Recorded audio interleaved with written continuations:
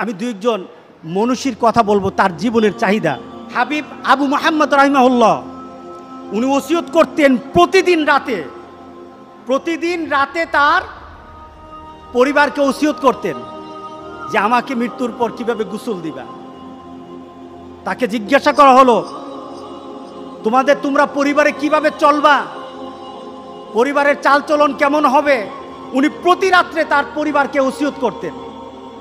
ওনাকে জিজ্ঞাসা করা হলো, প্রতি রাত্রে কেন আপনি ওসিয়তটা করেন? উনি উত্তর দিতেন এবং সন্ধ্যাবেলা কাঁদতেন, সকালবেলাও কাঁদতেন।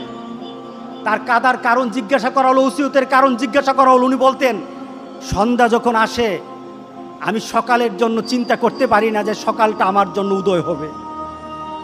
সকালটা যখন আসে আমি আমার নিজের জন্যই চিন্তা করতে পারি না যে সন্ধ্যাবেলা আমি বেঁচে থাকবো। সুতরাং আমি আমার জীবনের যা করার এই মুহূর্তে আমি আমার করে নেই, আমার পরিবারকে বলে নেই।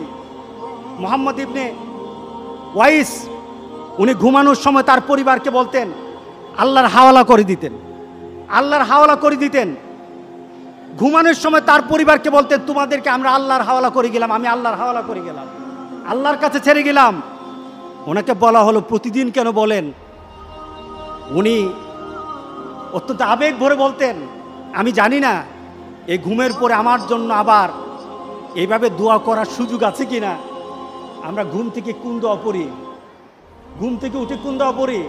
আলহামদুলিল্লাহিল্লাযী আহিয়ানা বাদামা আমাতানা ওয়া ইলাইহিন নুশুর।